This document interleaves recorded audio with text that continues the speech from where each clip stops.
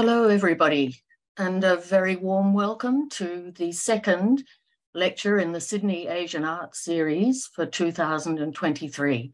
My name's Anne Proctor, and I'm part of VisAsia, part of the Art Gallery of New South Wales, and we're very thrilled to be sponsoring this wonderful series of lectures from leading researchers around the world.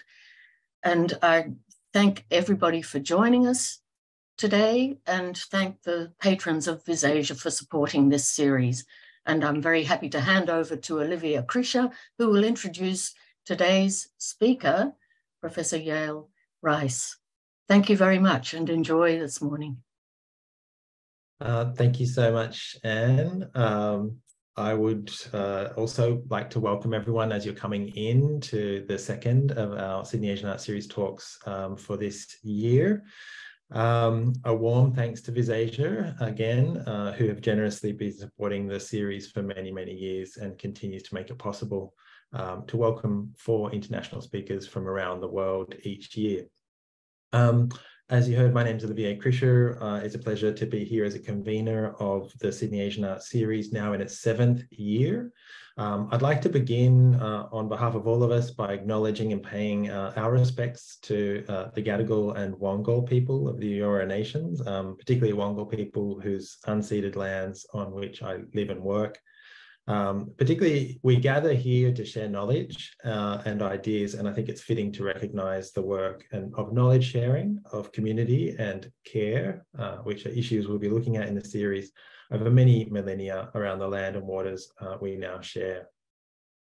Since 2017, this series has been presented in collaboration with the Power Institute, University of Sydney, as well as partnerships with the Art Gallery of New South Wales, and of course the support of VisAsia, as you've just heard. From this year on, we've moved from a sort of annual theme to conceiving of a 3-year research agenda.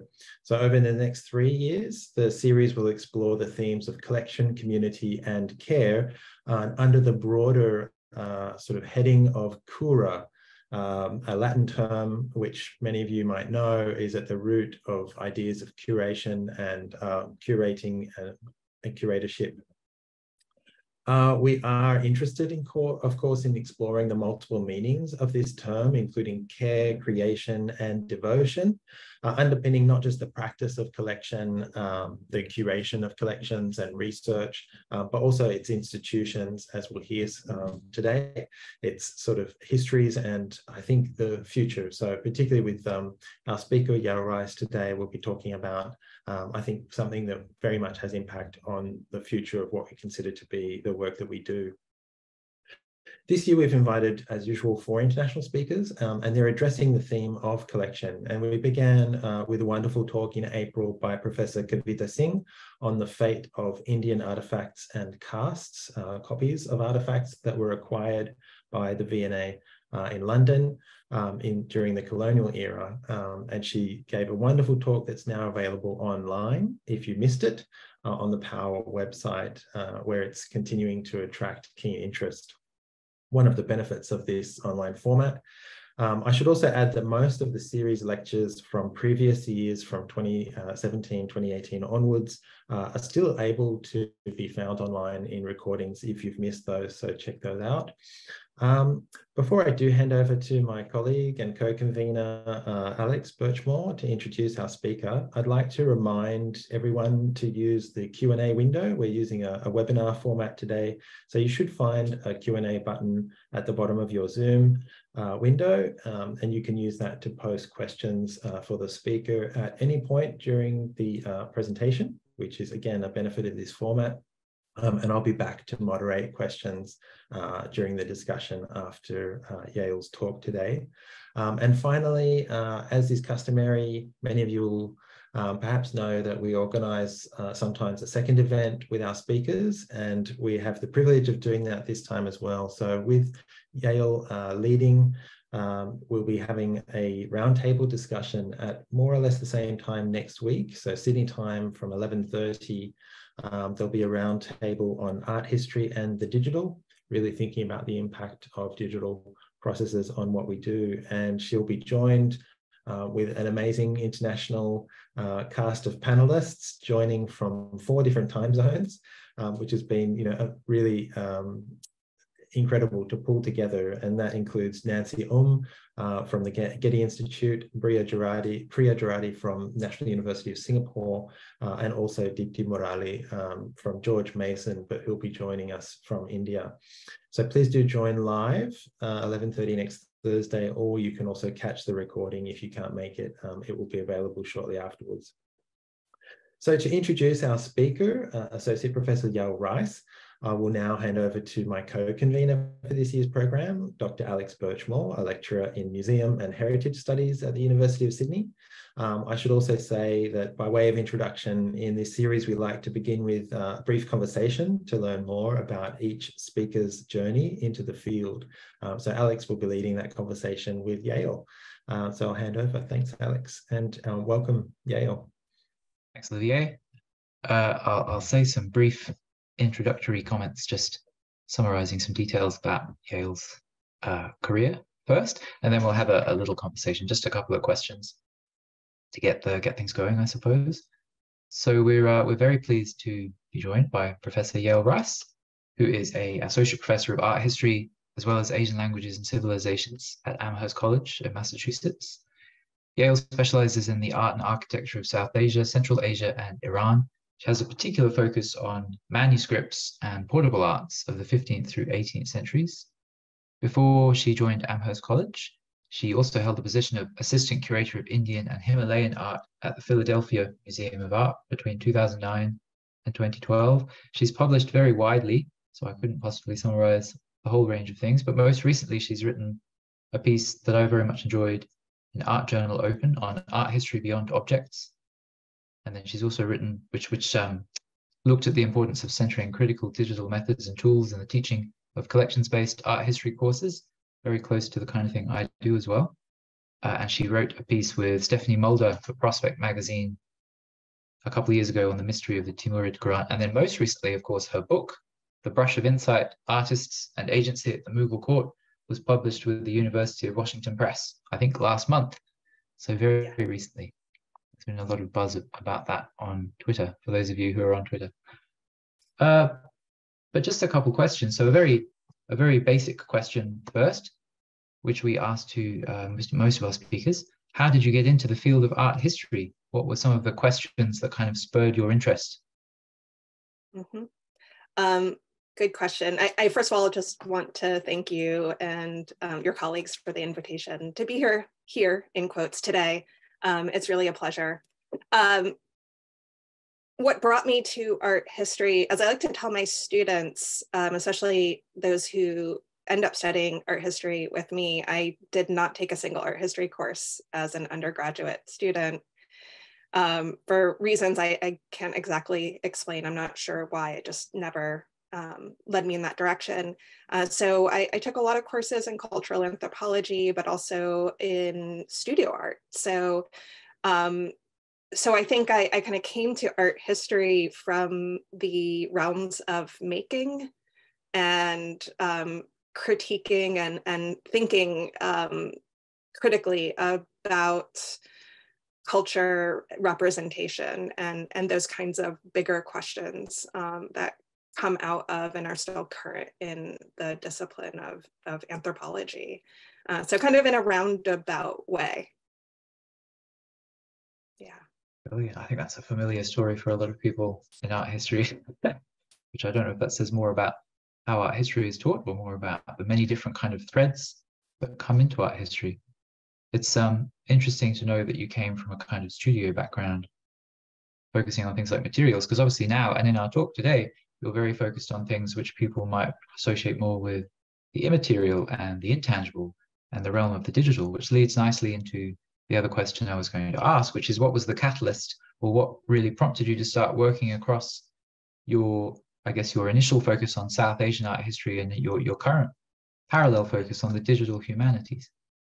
Yeah, so my foray initially into digital humanities came after my graduate training. I think I am of a generation where that wasn't really current. It was not taught. It wasn't part of my training as a PhD student.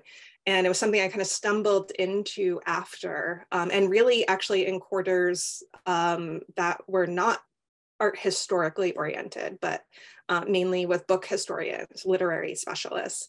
And I started to see, the possibility, actually the recognition that I had data sets.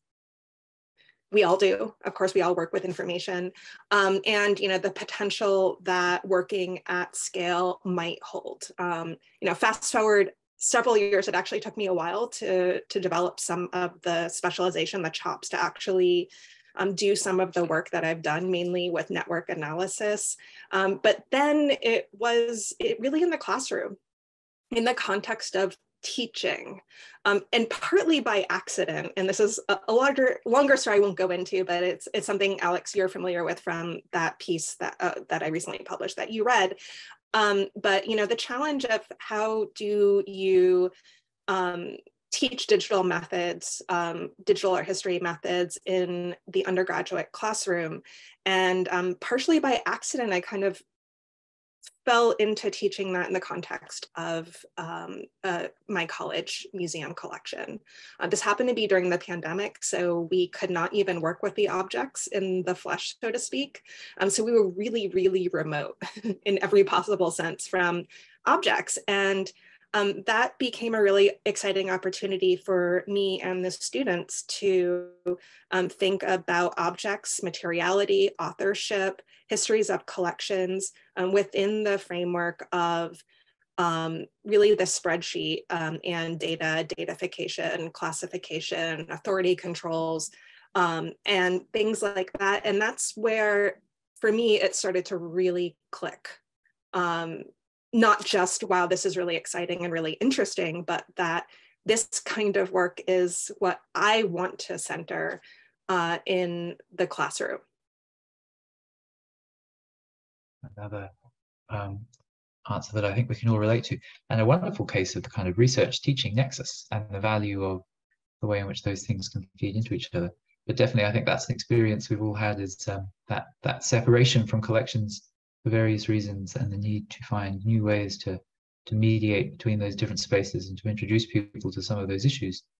I won't take up any more time, I think, because that leads very nicely into your talk. I will say, just to reiterate what Olivier said, however, that if anyone does have a question that you're kind of already perhaps burning to ask, or I'm sure there'll be many questions raised by the talk, there is a Q&A button at the bottom of the screen. You can also see other people's questions, and you can upvote them or give them a little thumbs up, and then we'll see what the kind of general mood is, or the kind of questions that everyone wants to hear. Yeah, so without further ado, I'll hand over to Yael, and I look forward to hearing today's talk. Thanks, Yael. Thanks, Alex. Appreciate it. So again, it's great to be here today. I'm excited to share this talk, which is actually a longer version of one that I gave just a few months ago at the College Art Association annual conference in New York City. And I look forward to hearing your comments and questions. In 1968, a groundbreaking exhibition opened at the Philadelphia Museum of Art. Titled Unknown India, Ritual Art in Tribe and Village, and curated by Stella Kramrisch, then and still a towering figure in the study of South Asian art history. The exhibition was one of the very first to focus on art created in village and tribe. These were Kramrisch's words, in the context of a fine or high art museum. When I came to work at the Philadelphia Museum of Art some 41 years later in 2009 as the assistant curator of Indian and Himalayan art, the impact of that landmark exhibition could still be felt, most obviously in the museum's South Asian holdings, which include a number of the works that had been displayed in Unknown India. These had been in Kramrisch's own collections and were bequeathed to the PMA upon her death in 1994. But I also observed Unknown India echoed, albeit probably unintentionally, in gallery labels, the museum's digital collections management system, and in the database online, where Unknown Indian, instead of India in this case, reappeared again and again. Though in these instances, the objects exceeded the folk category or vernacular category to also include works produced in urban locales, like this 18th century painting of a crimson horned pheasant from Eastern India. Note here, the artist maker unknown, Indian. And this 19th century enameled Makara-headed ornament from Jaipur, again made by artist maker unknown, Indian. Unknown in the context of Kramrisch's exhibition denoted a large and diverse class of materials, and here I'm quoting from the catalog, created in village and tribe on social levels below and away from the towering temples. To be unknown was to belong to the rural, the indigenous, the non-Brahmanical. Being unknown also meant existing outside the written record of South Asian art history as it had been constructed up to that point. The application of this resonant nomenclature to urban and courtly objects in the Philadelphia Museum of Art so many decades later seemed to imply to me that these materials, and indeed all South Asian objects, were and always would be outside of the canon. Membership in the canon of fine arts requires, firstly, the existence of a known maker, and secondly, current knowledge of that maker's identity. And no amount of scholarship can remedy such a lacuna. The use of the term unknown to describe the identities of the makers of museum objects, of course, extends well beyond the PMA. In online collection after online collection, one finds endless references to artists unknown or makers unknown displayed prominently at the tops of the web pages, as in this case, in the case of this record for a 19th century shawl from Kashmir in Amherst College's Mead Art Museum. As natural as this informational hierarchy may seem, it betrays a clear bias for cultures and periods that privilege or have privileged artistic authorship over and above other facets of an object's production and use. Yet to correct this bias, it would not be sufficient to simply reorder the online records or the tombstones or labels text. For many museum databases reproduce the very same hierarchies in their collection management systems, as indeed the record for the Mead's Kashmiri shawl shows. When these data are exported into spreadsheets, the maker metadata, which I've circled here, or at least the column heading in red, is often positioned once again in a primary privileged location, as it's here shown in the Mead Art Museum's collections data set, in a column on the sheet's left-hand side. And what you're missing on the right-hand side, because this is a blown up detail, are the many other columns of, sort of lesser importance, at least hierarchically speaking, that were, again, exported from the collections management system. And we see a similar case in this detail collection, again, from a database belonging to the Victoria and Albert Museum in London. In this talk, I address some of the ramifications of these data flows. Although the subject of naming domains is applicable to a wide range of museum materials from many parts of the world, I focus here on the representation of objects from South Asia, especially today's India, and I address the historical and contemporary fixation on a particular notion of authorship and the concomitant erasure of others in the discipline of art history and in the cataloging of these materials in British, North American, and Indian museum contexts.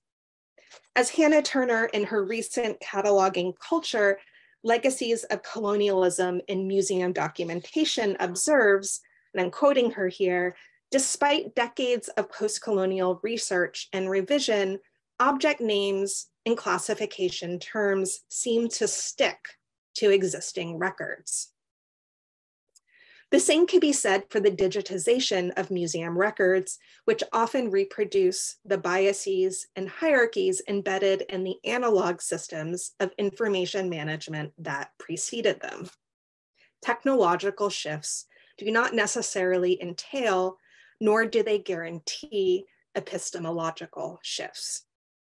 I will conclude this talk with some very brief suggestions as to how one could or might upend the museum database's biases and hierarchies. A number of major museums in North America and Europe have dispensed with the unknown Indian terminology. More about these cases a bit later, but its use persists at several key institutions for the collection of South Asian objects, the Victoria and Albert Museum in London and the Philadelphia Museum of Art among them. At the V&A, the nomenclature is associated with a wide range of objects from jewelry, as we see here, and manuscript paintings, to a famous mechanical organ known as Tipu's Tiger, which was brought to London as loot following the British victory over Tipu Sultan at the siege of Seringapatam in 1799. The nomenclature is also used for devotional objects, like this bronze Jain shrine or altarpiece from southern India.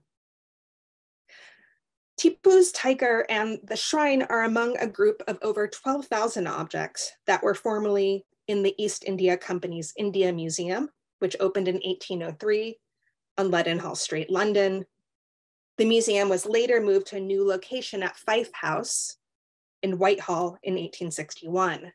When the India Museum was dissolved in 1879, much of its contents were relocated to the then South Kensington Museum, later renamed the V&A, as well as to the British Museum and Kew Gardens. The India Museum provenance of this large portion of the V&A's South Asian collections is significant because these materials credited to or now credited to artists and makers unknown, were accessioned at a time when information about their producers was of little interest to the British individuals who had purchased, looted, or received these materials as gifts. South Asian makers were not on the whole considered to be artists properly speaking, but were instead regarded as craftspeople who were unworthy of documentation. Colin Mackenzie, an East India Company colonel and antiquarian, likely acquired the Jain shrine during the early 19th century when he was completing the survey of the Mysore Kingdom, a massive project that was intended in part to enhance the British cartographic and cultural artifact knowledge base in the face of threats of French encroachment.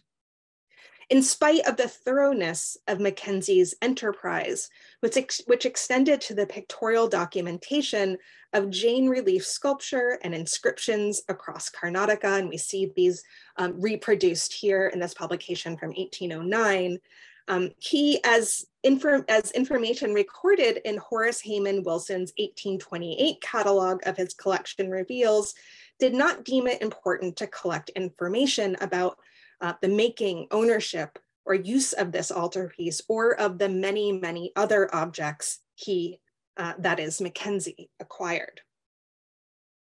In the catalog, the altarpiece is described as, and I'm just quoting a part from it, and I've indicated it here on the right in red, a plate divided into 25 compartments, each containing a figure in high relief. The text continues. The group is that of the 24 Tirthankaras, with the last in the center. Over his head is a hooded serpent. The catalog also takes note of what Wilson identified as Devarapalas, or door guardians, in the lowest register. The India Museum slit book entry would repeat much of the catalog's description. I won't read it for you here, but I think you get the general idea. In particular, the information indicated to be inscribed on a label. While the India Museum inventory, published in a single volume in London in 1880, offered a far more pared down summation, idol, brass plate, divided into 25 compartments with figures.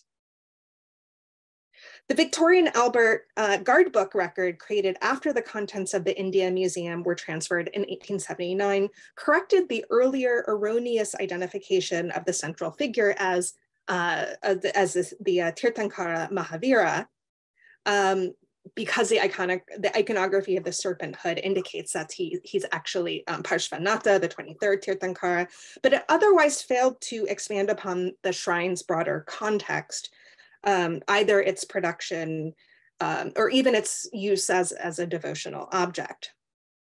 This earlier colonial era emphasis on formal characteristics alone continues to be echoed in the V&A's representation of the object online. Although the record is far more precise and informed than the earlier examples I showed, it, like the others, limits its scope to physical and iconographic description.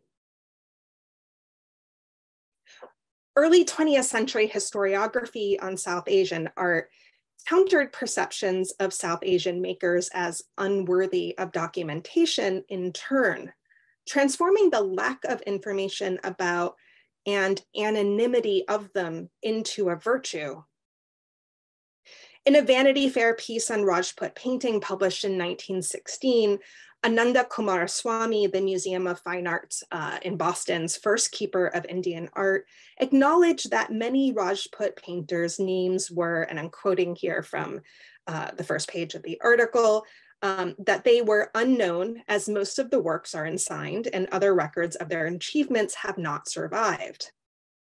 But Kumaraswamy saw in the relative absence of signatures, attributions, and other information about South Asian makers the positive evidence for the artist's enlightened state. In his Christian and Oriental Philosophy of Art, published in 1956, he explained that the, and again, I'm quoting him, anonymity of the artist belongs to a type of culture dominated by the belonging to be liberated from oneself. In such a culture, here he really meant Hindu and Buddhist culture in particular, he writes, it hardly occurred to the individual artist to sign his own works. Indian artists, according to Kumaraswamy, transcended the authorial ego. During the 1960s and 1970s, historians of South Asian art reacted against this earlier championing of the metaphysically minded anonymous artist, drawing upon the copious epigraphic records, including signatures, which in fact did exist, and archival sources associated with illustrated manuscripts in particular. They uncovered numerous artists by name. This trove of data, which sometimes also included information about makers' patrons, geographical origins, and family relations, served as a powerful corrective to the perception that South Asian artists had been, that had previously prevailed. An exemplary study in this vein is B.N. Goswami's Pahari painting, Family as the Basis of Style, published in Marg in 1968, which drew on inscribed portraits and a little examined corpus of pilgrimage records preserved in the town of Haridwar to construct a history of painting style rooted in place, patrimony, and shared networked practices. But art history's rootedness in the Kantian conception of the fine arts and the individuated artist more often prevailed, as kind of exemplified by Stuart Carey Welch's 1961 article on the 16th century Mughal imperial artist Basawan. Here, Welch posited that Basawan who was in fact a member of a very collaborative workshop that employed dozens and dozens of artists, that this artist possessed the, and I'm kind of quoting from the passage you see here, the keenness to face challenging problems, and thereby Basawan imbued his paintings with originality and disarming honesty. In his analysis of a dramatically foreshortened figure, I've circled him here on the left, in a manuscript illustration ascribed to Basawan, Welch concluded that the Mughal painter had, and I'm reading from his article, groped his way, apparently single-handedly, that's my addition, towards their solution, achieving a figure that invites comparison to the Italian Renaissance artist Masolino. Welch's and other art historians' preoccupation with crediting single genius makers sowed the seeds for the creation of monikers like the Mahavira Master, a reference to the 12th century painter, possibly a monk, who executed the illustrations for a Buddhist palm leaf manuscript now divided between the Metropolitan Museum of Art and the Tibet Museum in Lhasa, where names and other biographical information could not otherwise be unearthed. Masters could nevertheless still be created. It was precisely at this time, during the 1960s and 1970s, that museums in Europe and North America faced an imperative to modernize, and this really meant digitize their cataloging and collections management systems. The 1960s had seen the first such efforts in this vein with the founding in 1967 of the Museum Computer Network, or MCN, a US-based cooperative headquartered in New York City, and the development of an early information management database called General Retrieval and Information Processor for Humanities Oriented Studies, or GRIFOS, kind of a mouthful. Among the primary goals of MCN was the creation of a standardized management database that would reduce inconsistencies across museum catalogs, thus increasing interoperability among institutions and, importantly, provide greater public access to museum records. These efforts would be crystallized with the publication in 1975 of Robert G. Chenhal's Museum Cataloging in the Computer Age, which offered justifications and a set of standards for computerized cataloging. In the 1980s, museum information retrieval nevertheless remained mostly idiosyncratic. In spite of the MCN's move to create a nationalized collection management system in the form of GRIFOS, most institutions elected to create software tailored to their own particular collection and disciplinary needs. Others still relied on handwritten catalogs, even though the wider availability of mini computers and larger hard drives had made museum computerization imminently more possible. Idiosyncrasies in technology and management systems aside, the majority of art museums in the US during the 1980s adhered to some form of authority control, and within this arena, artist names figured centrally. A study conducted by Christine Hennessy, the results of which were published in spring 1986, showed that of the 19 US museums that responded to a survey question about name authority control in the cataloging of original art materials, 100% reported that artist name appeared most frequently in their authority or registration files. This finding, not coincidentally, accords with historiographic shifts in the study of South Asian art history touched upon earlier, that located the identities of makers and objects in proper names, and in their absence, master monikers. It will come as little surprise that with the broad realization of computerized databases across museum institutions, a rather recent development in the US, Europe, and South Asia, the preoccupation with makers' names and naming was and continues to be reinscribed, in large part because computerized databases often reproduce the analog catalog records, and thus the sort of architecture, the schema of these that preceded them. Both MIMSI-XG and the museum system, or TMS, two collection management systems used widely in US museums today, prioritize makers' identities in their information structures or schemas. So take, for example, this screenshot of a MIMSI-XG record for an 18th century Indian painting in the collections of Amherst College's Mead Art Museum, which shows the maker field here filled with the metadata unknown as the third in the overall hierarchy of the page after accession number and title.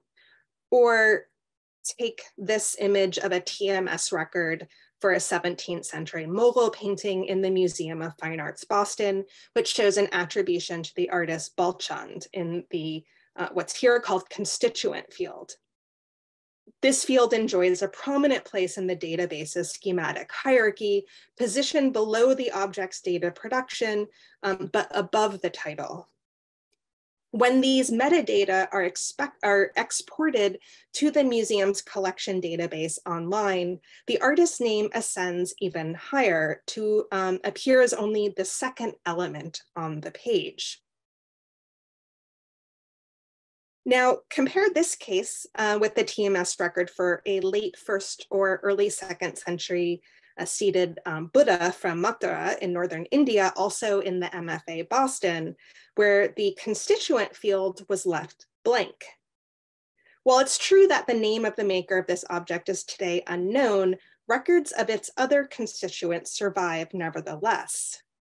The provenance section of the online collections page, for example, records Ananda Kumaraswamy as the purchaser of the Buddha in 1925, and he purchased that, as we're made aware, on behalf of the museum. Kumaraswamy, in other words, was an acquisition constituent. In many other instances, like this one, Kumaraswamy acted as both purchaser and then seller of South Asian objects that through an intermediary collector, the MFA later acquired. And the MFA's website or collections kind of database online includes a lot of this information, which is kind of rich with data and is really exciting in a kind of way that a lot of other museum collections online do not do. But the terminology, the metadata itself is not standardized. So it's actually difficult to use it for searching or sort of processing purposes. And there's not an easy way to actually extract that information.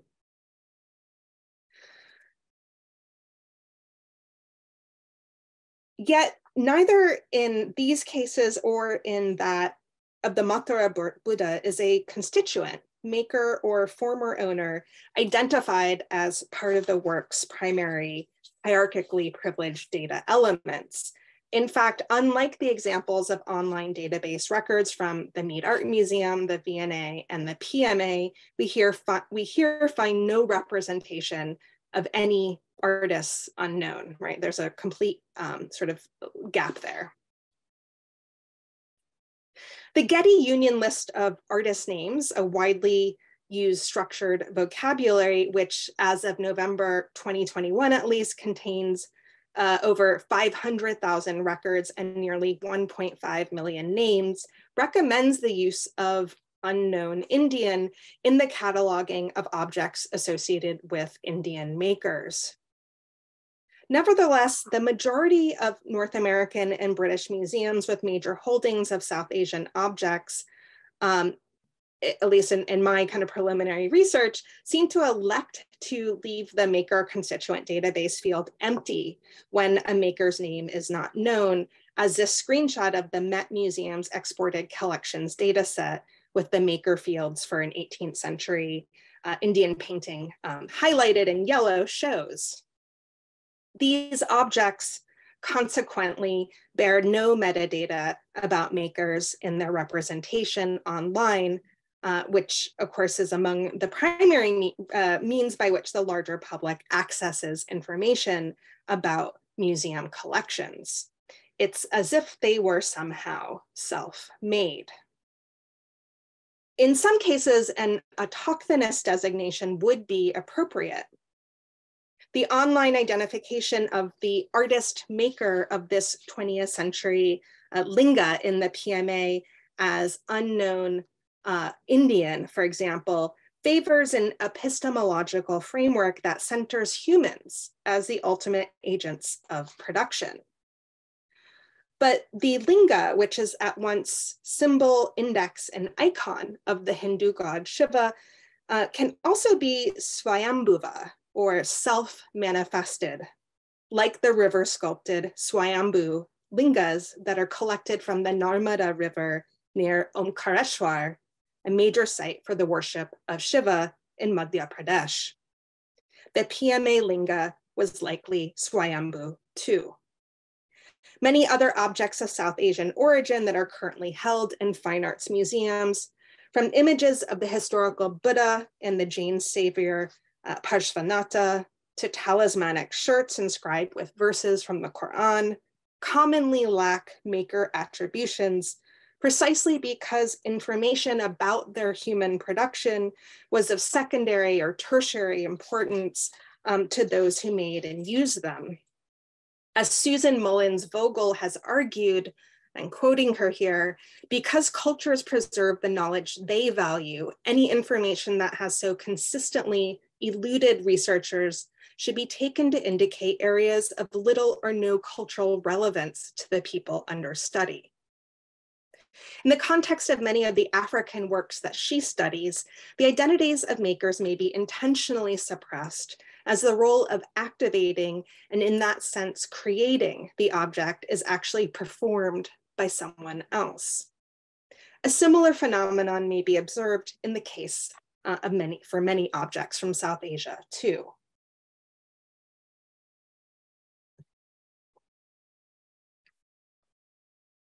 The Museums of India Digital Repository offers an important counterpoint to these case studies drawn from North America and Europe.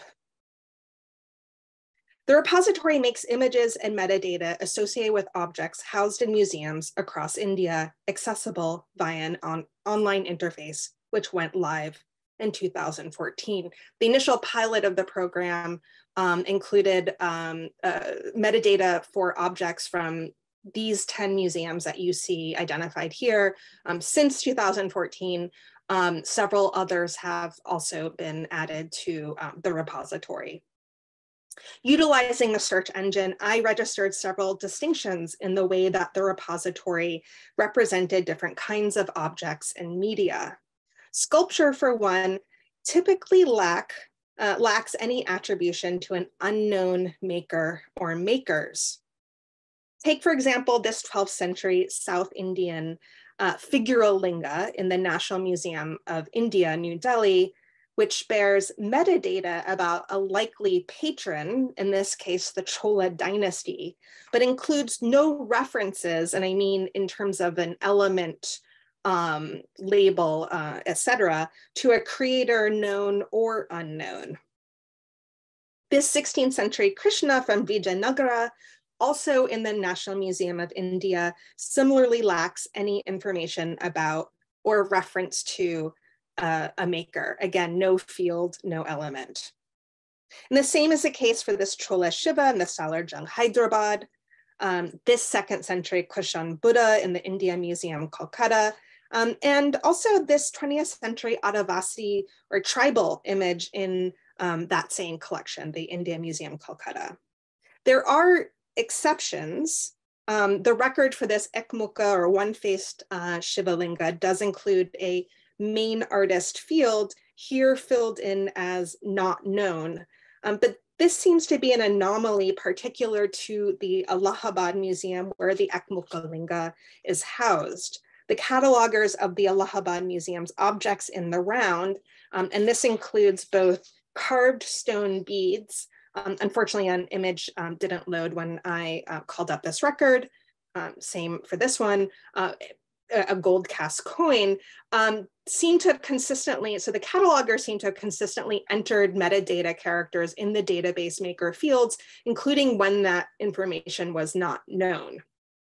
The same cannot be said for the other institutions represented in the digital repository.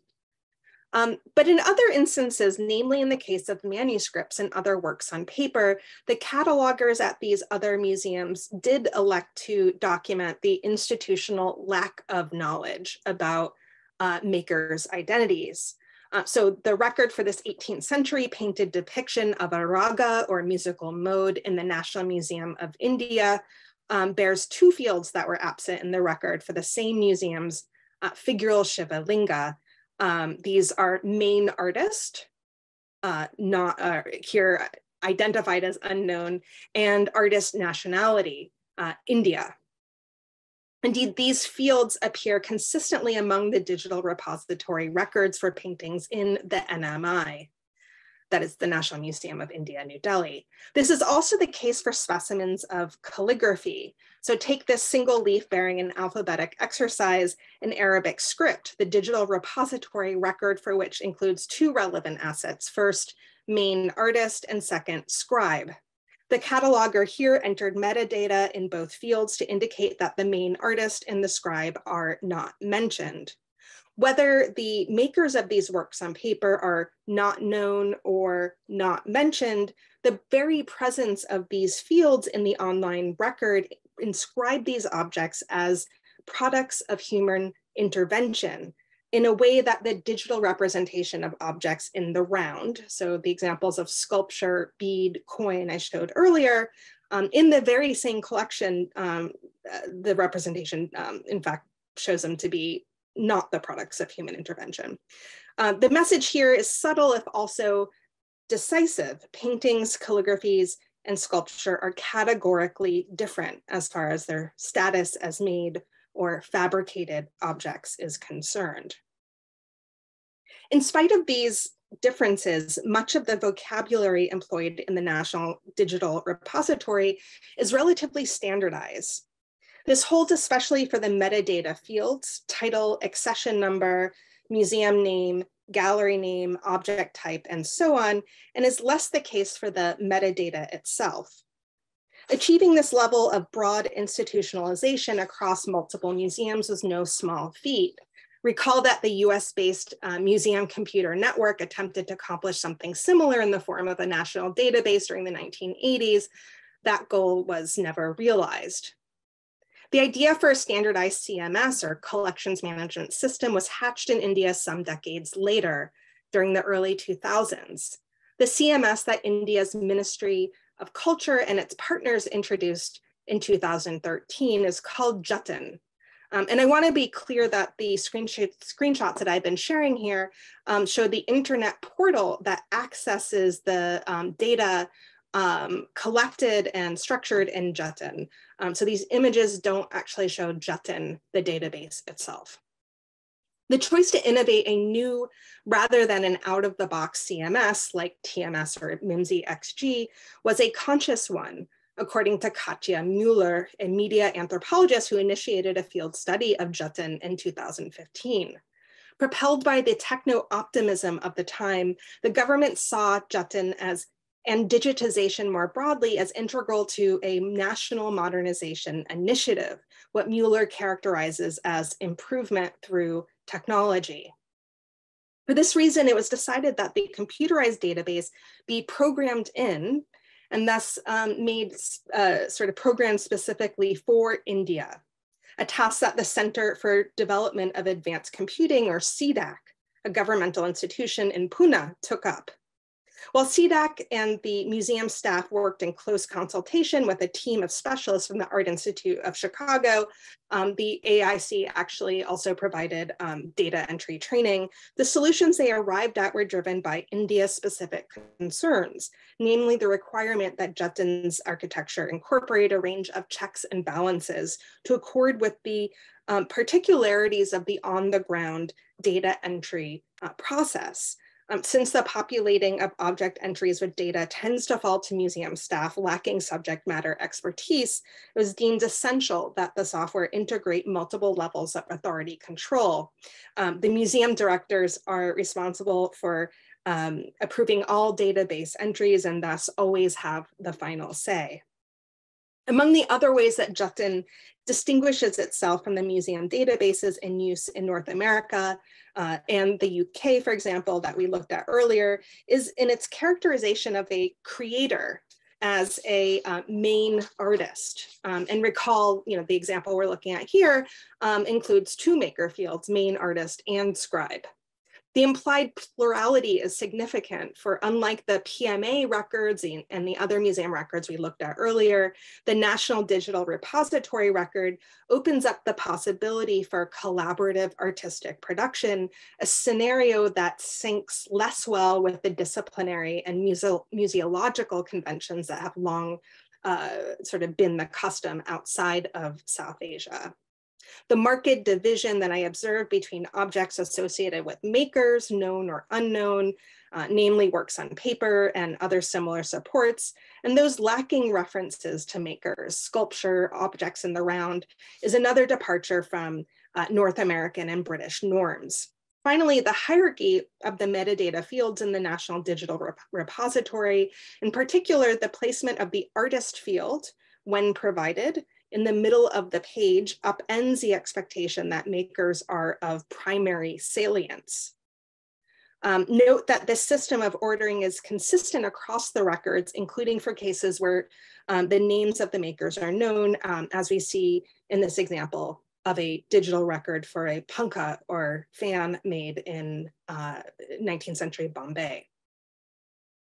Jotun's output, as it's realized in the National Digital Repository accessible online, nevertheless very much resembles digitized collection interfaces used in Europe and North America.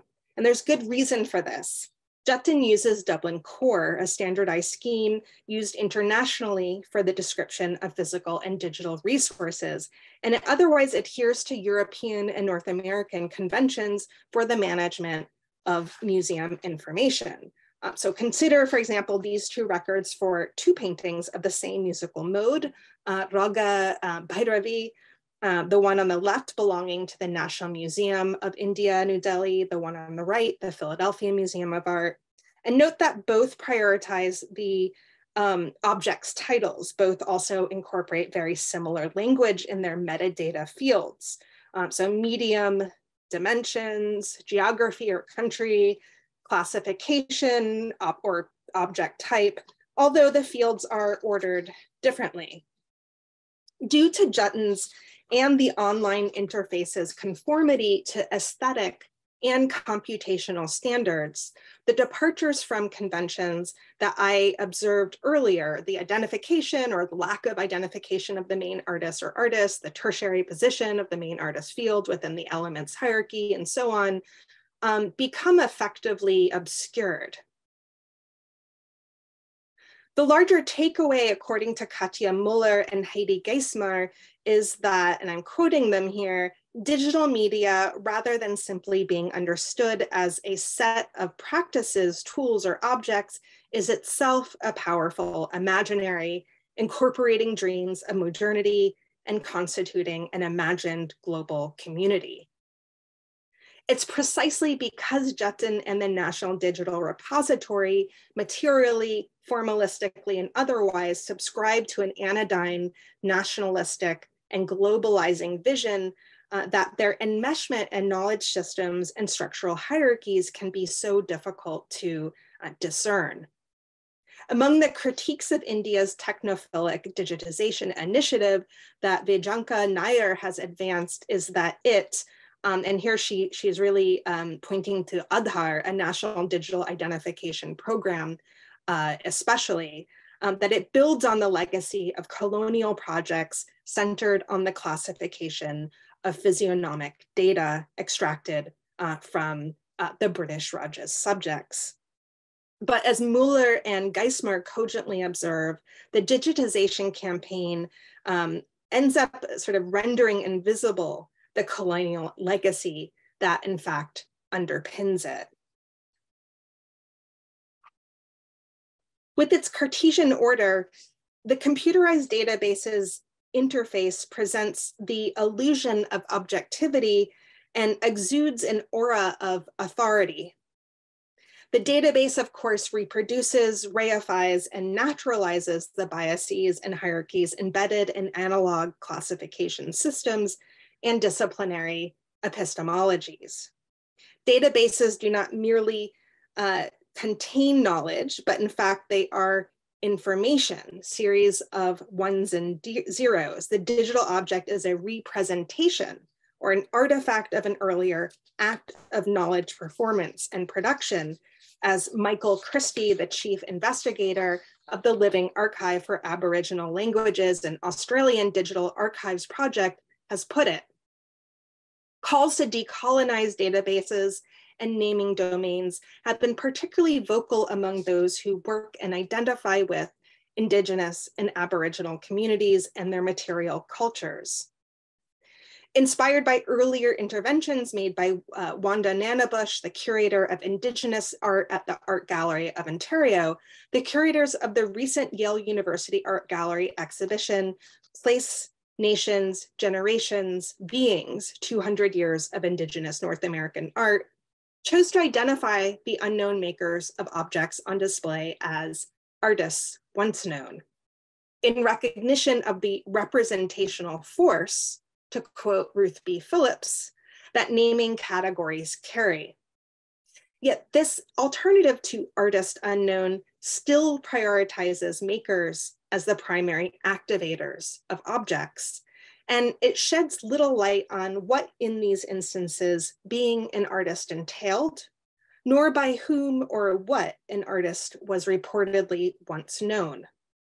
What about those cases where, for an object to function as it was intended, the identity of its maker was, by necessity, occluded? One alternative is to reimagine the creators of objects as more widely distributed entities.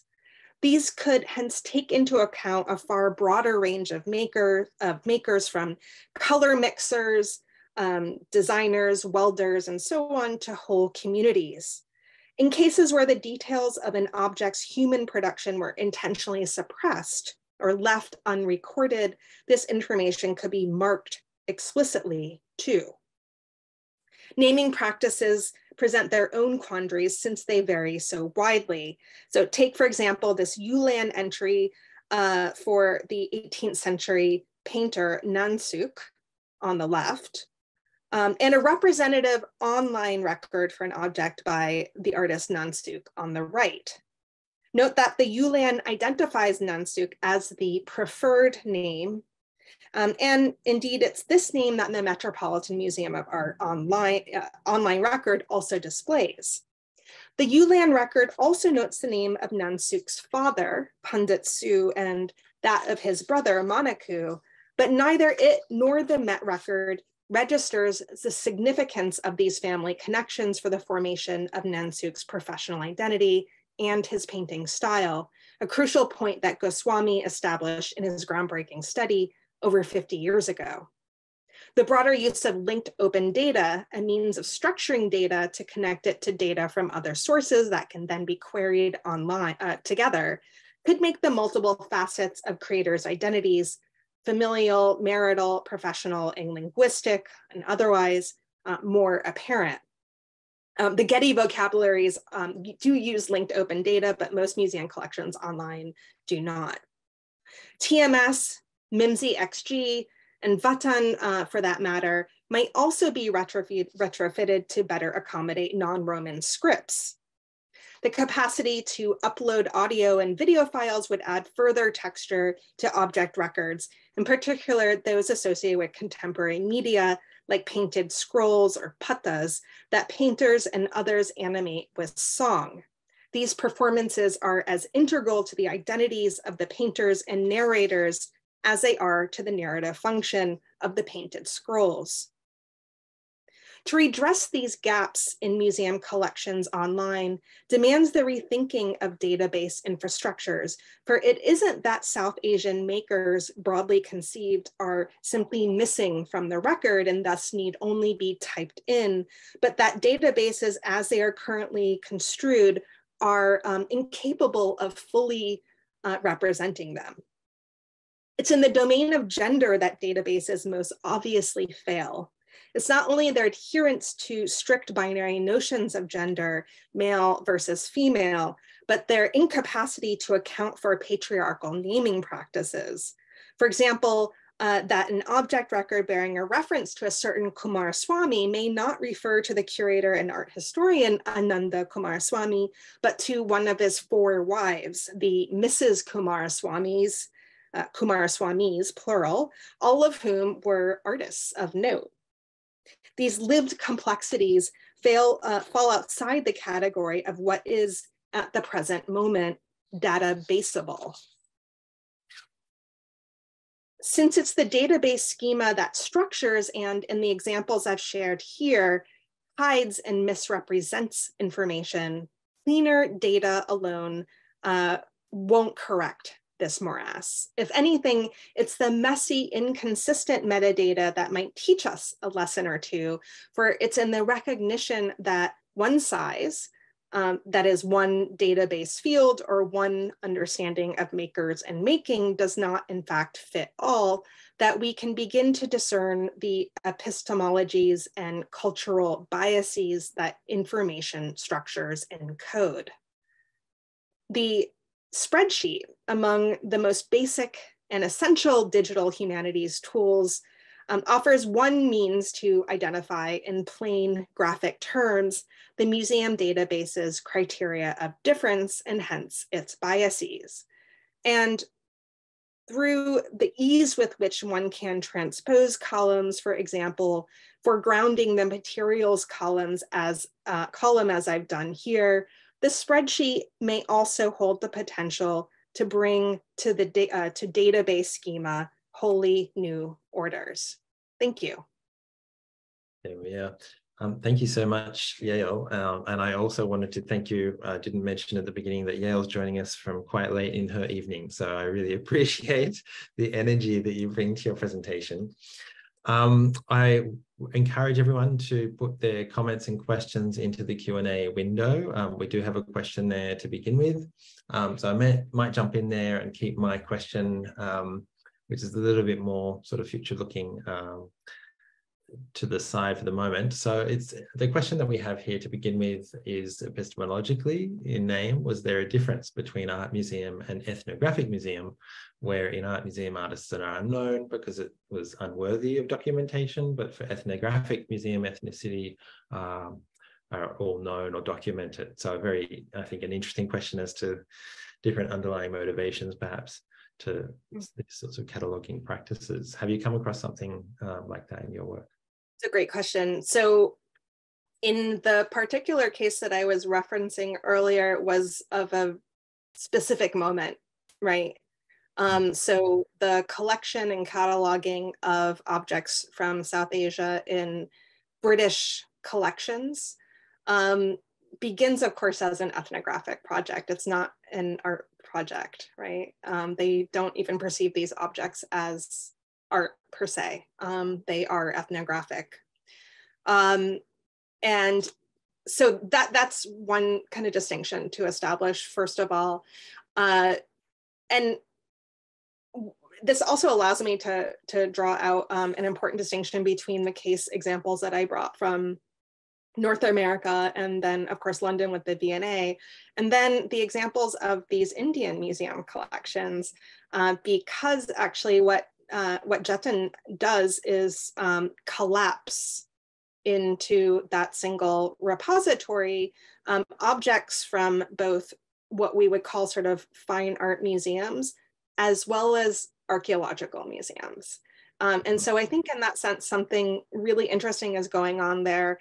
And I was tempted to bring that into my talk, and I thought that was a sort of tip of the iceberg issue. But I have actually noted interesting distinctions in terms not only of whether objects are coming from art museums versus museums of archaeology, but also how they are then classified within a single museum collection. So these fine arts museums, the National Museum of India in New Delhi, they classify historical objects as, on one hand, sculpture, but then sometimes sculptures are classified also as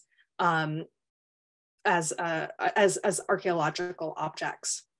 So I would be interested to look at that further to see actually if some of the, I guess the sort of biases that inhere in the colonial and post-colonial contexts, sort of the residues of that have stuck in the digital repository itself.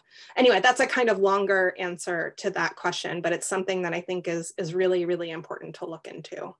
And particularly as, of course, these things are being activated by, generative AI now. And so these sorts of systems that sort of take on, as it were, a mind of their own, that can reproduce that in very complicated and potentially, troubling ways, perhaps, for this information to travel, of course, as sort of processed through very human sort of decision-making impulses, right? It's really a kind of mirror held up to what we do and how we think. But yeah.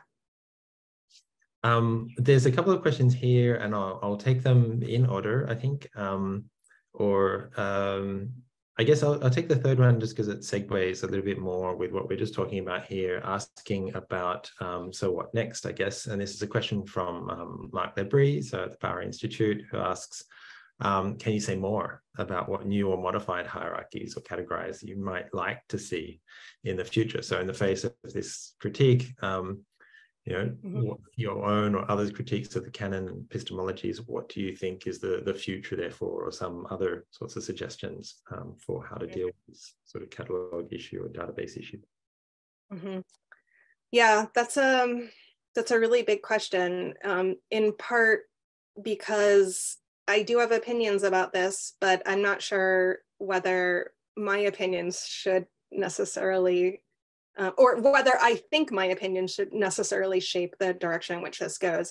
Again, looking at the kinds of debates that are happening, again, as I mentioned, the most, I think, exciting, provocative discussions on the topic are coming out of, these communities that identify with and work on Indigenous materials.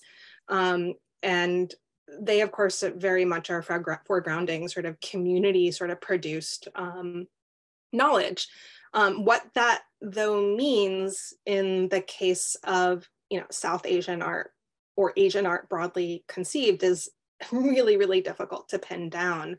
But, I would like to see sort of more textured, nuanced means of representing what making and makers are. And this, of course, extends to sort of materiality, context, use. And there's some really, really exciting scholarship about how to bring in, for example, the sort of central aspects of and material aspects of objects, how this can be represented in a database and then in the metadata that's exported to online databases. So I don't have like the key to the answer, but I think, the logical step moving forward is to be in conversation with communities who possess connections to these objects, to their heritage, and obviously in many cases, these are sort of living heritages, and who of course use these materials. But yeah, something that's something that could enable and activate sort of the multi-sensorial and multi-contextual longer lives of these objects.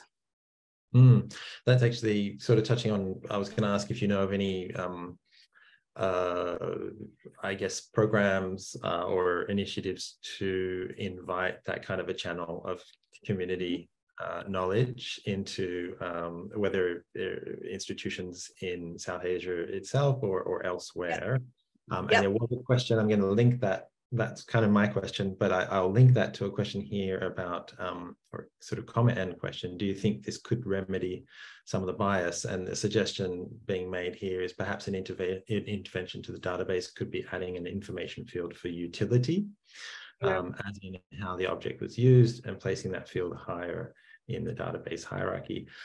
So they're kind of two, but I think interconnected things. Have you seen any sort of initiatives, even if it's at the level of exhibition, such as one of the examples you gave, that does this kind of more, you know, an acknowledgement of living culture and sort of community use? Have you no, there are a number of examples actually that come to mind in the South Asian context. These include tasvirgar, which literally means the sort of abode or home of images. There's another one called Sahapedia. And these examples, again, in terms of their aesthetic representation of objects, really depart from, again, this sort of the Cartesian sort of image of the online database entry and what we've been looking at for the past 40 minutes. And I think do that in really, really interesting ways that resist and attempt to kind of decolonize these information schema. But these are, for the most part, kind of grassroots projects. They are not governmental national initiatives.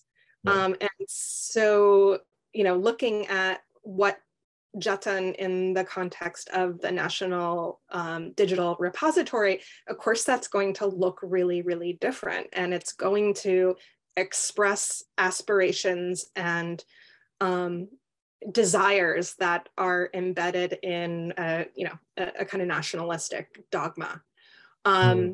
How that then sort of, you could bring sort of the grassroots and into and infiltrate, on a national level, I guess I'm skeptical that's even possible.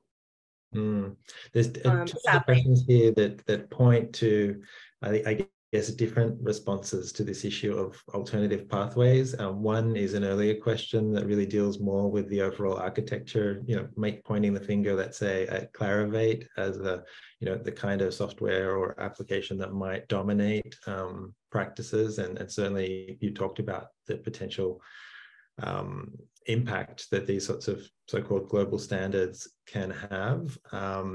And the point there was, is there a way to conscript the corporations into more flexible systems that are open to new research and experimentation, or should we also find ways to work around them?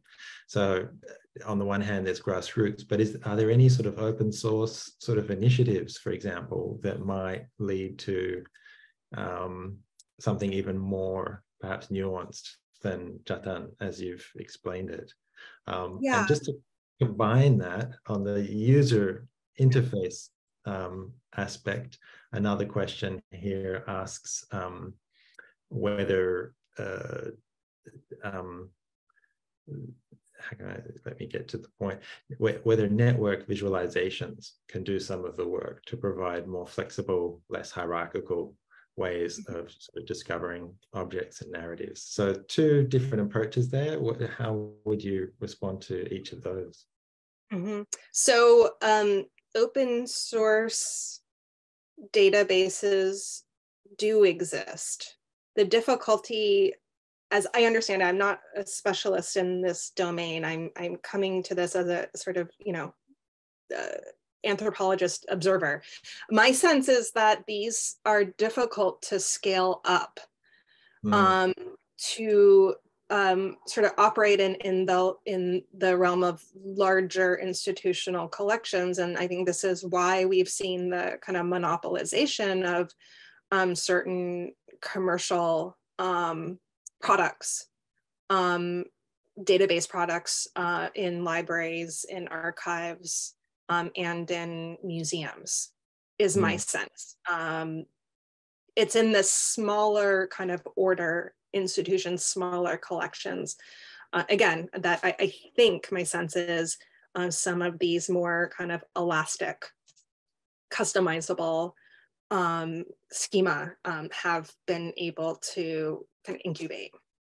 So that's one thing. And I think the second part of that was, remind me, Olivier? About network visualization. So the question of the underlying hierarchy of information is one thing, but the way that's interfaced, let's say. Yeah. So I think that can be really, really powerful using visualizations.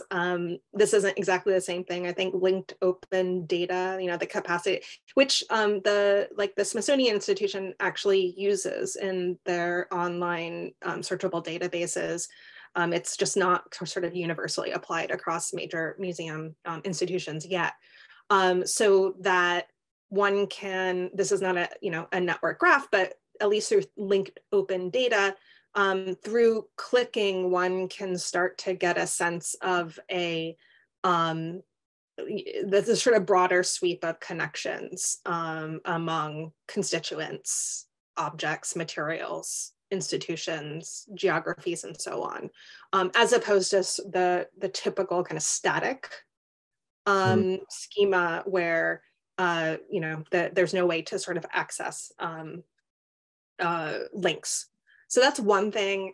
Another, and this is a little bit different, but one really kind of interesting experiment that I've enjoyed looking at has come out of the Provenance initiative at Leuphana University that I'm blanking on her first name, but it'll come to me.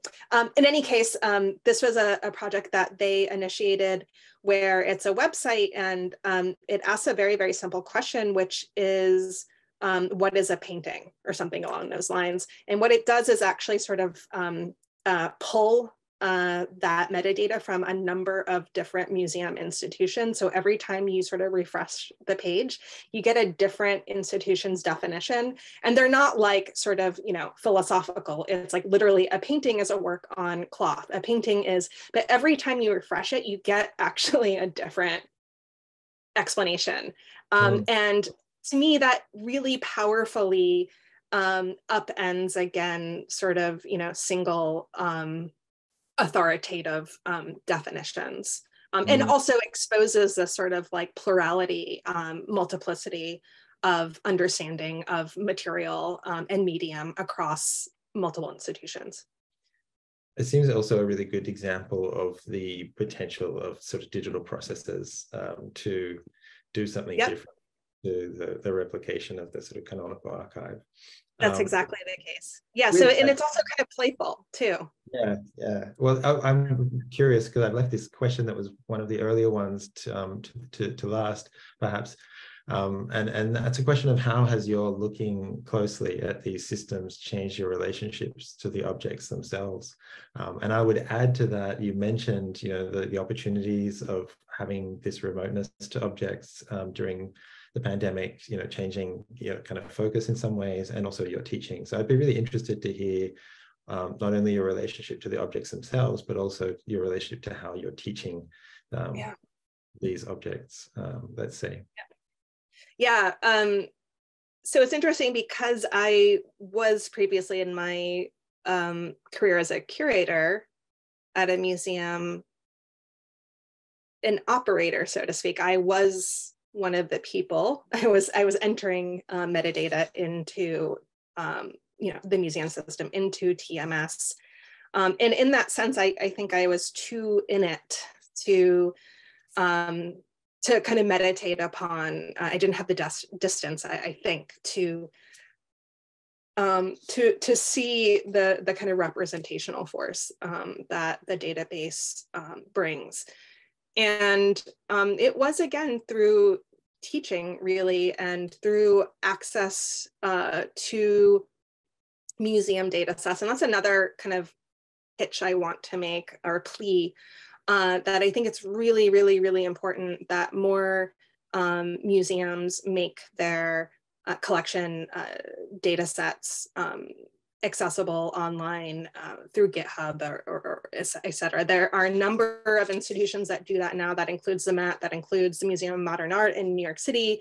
It includes the Smithsonian institutions, but still a lot of institutions are reticent to kind of let go of their data, I think because of this idea that it has not been sort of cleaned up enough. It's not sort of public presentable, but actually when you make your data sets available to the public freely, that's when people actually start to work with them. That's when people start to actually play around with them and investigate them. So it was really sort of through the spreadsheet and performing sort of search functions of information on collections in spreadsheets, and through some sort of basic data visualization programs that these kinds of issues started to come to the fore and really kind of came into relief in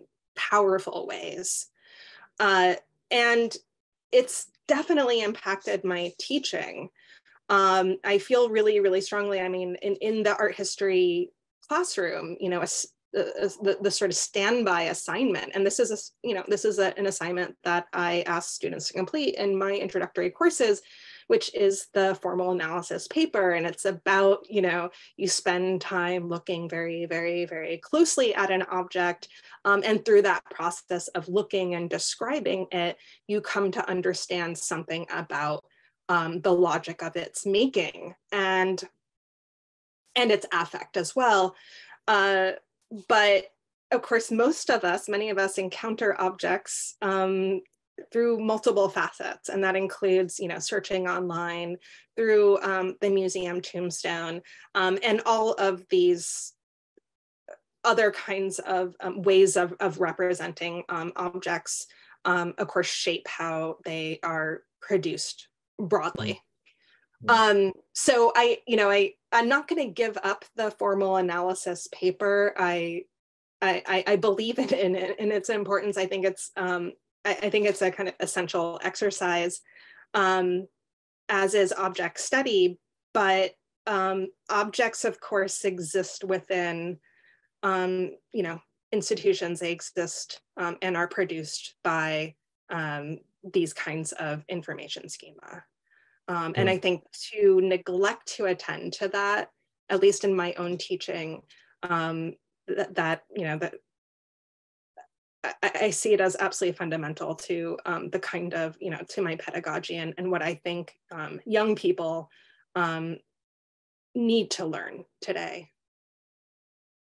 I have one final question. I see the time, but I thought your example of the Museum of Ontario and this kind of curatorial intervention into this kind of curatorial counterpoint to the underlying architecture of information in the collection, I thought is also a really interesting point, and all of us probably have some kind of example. But I thought, to what extent, on your experience, is this something happening also in a South Asian context? So you talked a lot about the database kind of hierarchies. Have you seen this happening in either exhibitions of South Asian objects or in institutions where you have this sort of curatorial intervention, let's say, from that research-led perspective? Now that you're asking me that question, no, I mean, I actually had an answer ready, but not specific to the curation of South Asian art. I don't think I've actually seen it, and I'll have to correct myself if something comes to mind. I don't think I have seen it yet in a curatorial context. But surely there's something that I might not even be aware of. But there are other curatorial projects that have used the collection data set and sort of the mining of those metadata and visualization of them to ask these kinds of pointed questions. But nothing specifically focused on South Asia is coming to mind. It's, yeah, we'll watch that space. If anyone listening, I would love to know about it, because I would, yeah. Thank you so much. We've gone through our questions, and I think also you've been very generous with your time late in the evening where you are. I would just want to warmly thank you, and also remind everyone who's here that there is a roundtable next Thursday that will be looking more into these sorts of issues of the impact of the digital on art history processes, and also particularly pedagogy. So please do join us there, where Yael will be leading the roundtable. So thank you so much again, Yael. It's been wonderful. And this talk is being recorded, so if anybody knows colleagues, peers, etc., who may have missed it, it should be online shortly. Thanks again. Thanks.